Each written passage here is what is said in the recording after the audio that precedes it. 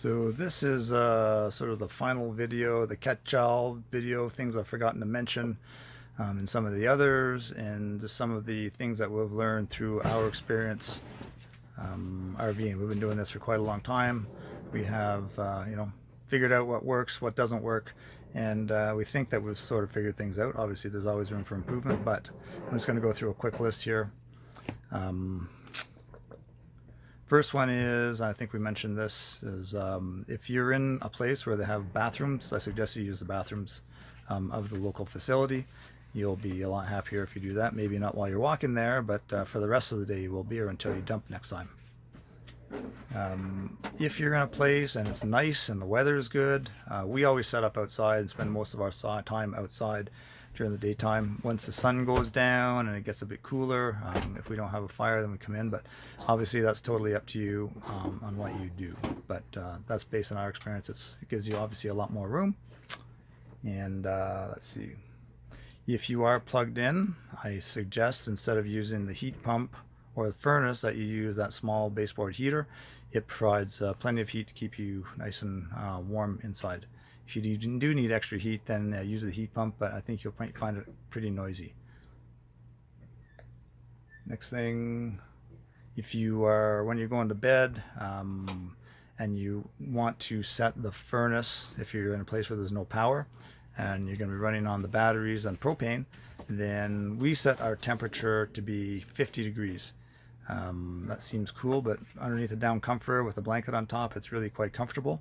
And in fact, sometimes we'll actually close the door, and for the bathroom, if it's going to be like a really cold night, we'll close the door to sort of seal off half of the RV so the heater just blows into the bedroom half of the RV. Conversing from that, if you are going to leave the whole thing open to heat the whole RV, which is fine, but if you close the bathroom door, you won't have the air from the furnace blasting straight into the bathroom. You'll just hit the door and deflect into the bedroom and into the rest of the coach. I suggest when you're driving along and your fuel level gets to about half a tank, start looking for fuel. There's a lot of empty area out here in the West, and take advantage of it. If you come to a place and you see some diesel, make sure you only use diesel. Hopefully that goes without saying. But yes, look for a place to fill up and fill up before you get to a quarter tank. Don't start looking for fuel once you get to a quarter tank, because you may not find fuel in time. Third thing, not the third thing, but the next thing is when you take things out of the cupboards or cabinets outside, please return them where you find them. There's labels for where almost everything goes, so that'll make it easier for us and for you next time when you go and try to find something. We have gone through and tried to find the optimum place. Obviously, somebody may have a better idea, but if you wouldn't mind keeping things where they are, I appreciate that.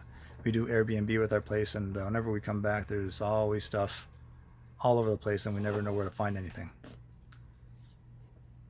Where's the next? Return, there we go. Well, yes, there's a smoke alarm in here. It's right up above the TV, and if you're inside and cooking, it may go off.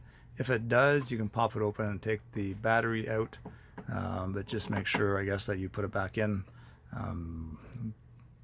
Yeah, you need to have a smoke detector for insurance purposes and for your own safety. There's also a carbon monoxide and propane detector in the bedroom on the floor behind the tire. It does work. Even though there's stuff in front of it, it is not airtight. If you do hear that thing going off, maybe get up and get out of the RV and figure out what's going on. There should not be. We've never had a problem with it ever. There is a platform just inside the coach door to the left, sort of at the top of the stairs. This is where we normally just throw all our keys and anything that we don't want to lose. We have padlocks and padlock keys and our RV keys and little things that are handy that we always kind of are looking for. So that's kind of our inside table, if you will. Related to fuel is when you are out and about and see a garbage, take advantage of the garbage containers and dump your garbage dump it regularly, because you really don't want to be driving around with a bunch of garbage in your RV that's been sitting there for a few days.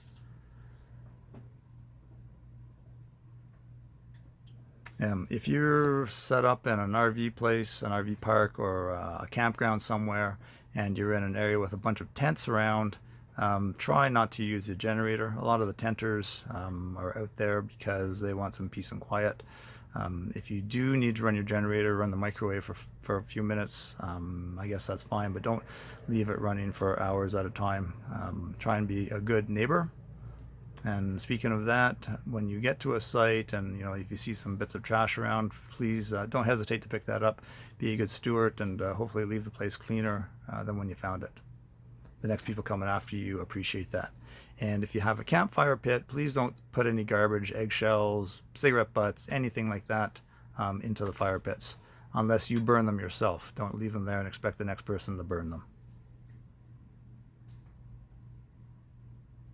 The plates that we have, I'm going to go and show you those if I can. I cannot change directions on this thing right now.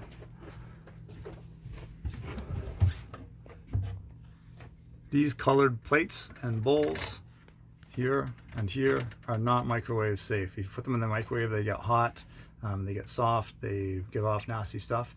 If you need to put something in the microwave, you can use these two white plates on the bottom. There's two of them here. And some of these plastic Tupperwares are microwave safe. In fact, they all are.